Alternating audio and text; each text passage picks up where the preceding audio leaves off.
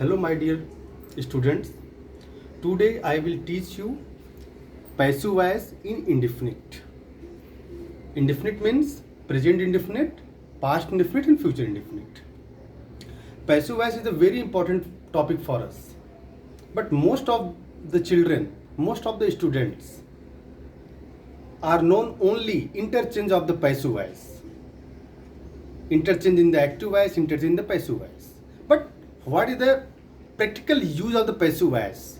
We have to know. I have told you in the previous week the difference between active voice and the passive voice. Tense can be divided into two parts, active voice and the passive voice. Active voice has a doer who is responsible for all the working of the can be done by the doer. But in the passive voice, there is no doer. So that is called the passive voice, not active voice. In this series, we have to see passive voice indefinite. Indefinite means present indefinite tense, past indefinite tense, and future indefinite tense. First of all, we have to read out about the formula of the passive voice in these tenses. First of all, I have told you earlier, passive voice has no doer. Passive voice has no doer. So, if doer is not available in the sentence, then we need to take a subject. From where? We have to take the subject from the object of the sentence. That object that have no any preposition. So, indefinite, present, past and future. Then let us see this formula. Object. We have to take the object without preposition. Which object we have to take? That object has no preposition. Then that object would be the subject in the passive voice. Then your helping verb. The helping verb will be in present indefinite tense. In passive voice, it will be is, am, are. In the active voice, it was do and does. But in the passive voice, it will be is, am, are. Was, were in past indefinite tense in the passive voice. In the active voice, it was did. Then future indefinite tense in the passive voice, that will be and shall be. It was will and shall in the active voice. After that, we have to use third form of the verb. Third form of the verb and other objects. If any object is left, then we have to connect it after the use of the third form of the verb. There is a one common thing. What common thing? Third form of the verb we have to use always. In the active voice, we have seen in some places we have used at that place. That was the first form of the verb, first form plus ing, third form, second form. But in the passive voice, we have to use only third form of the verb. The changing will be done only in the helping verb section. Only helping verb section.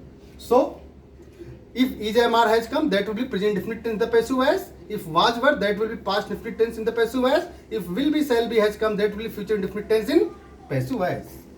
It is very easy to understand. If you have a proper information or knowledge about the active voice, then it is very easy to understand the passive voice. The difference is the only difference is active has doer and passive has no doer. There is example. It is belong to the present indefinite tense in the passive voice. Lunch is cooked in the hostel. Lunch is cooked in the hostel. But there is nobody who cooked lunch. Who cooks lunch? There is nobody in the sentence. So doer is not available here. So lunch is not cooked in the hostel. In the negative sentence. Interrogative sentence, that will be is lunch cooked in the hostel.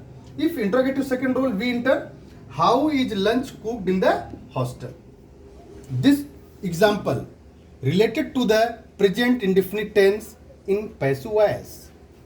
After that, we have to focus on past indefinite tense in the passive voice. That will be Ravi was sent to Kanpur.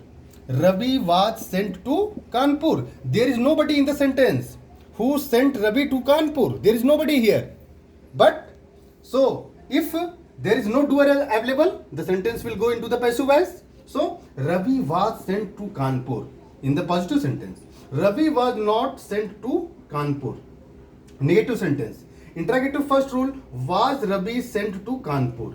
And then interrogative second rule, why was Ravi sent to Kanpur? The doer is not available in both sentences. And after that, we have to focus on future indefinite tense in the passive voice. At that place, we have to use helping verb will be, shall be, and third form will be same. Just as books will be distributed among the children. There is nobody. There is nobody who distribute books among the children. But in the sentence, there is nobody. It is available here. Who is the doer? Books will be distributed among the children. Books will not be distributed among the children in negative sentence.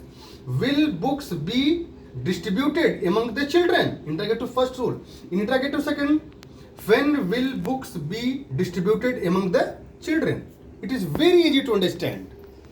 You can stand yourself in front of the mirror, in front of the casket, and then after you can revise it verbally, or you can note down on a notebook. So it is very easy to understand and to note down it, to understand yourself here. So active and passive, the difference is only, I am telling is a number of the times, active has a doer and passive has no doer. Only interchange of the passive voice into the active voice and interchange of the active voice into the passive voice. It is not the purpose of the passive voice here. The passive voice means if doer is not available in the sentence, how can we speak or write or understand those sentences? Those sentences has no doer.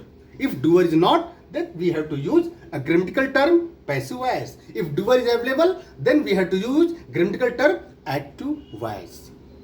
So I am Rahul Kumar Misra before you. Please subscribe my YouTube channel Diplomatic Guru, and please visit my personal website www.diplomaticguru.com. Thank you.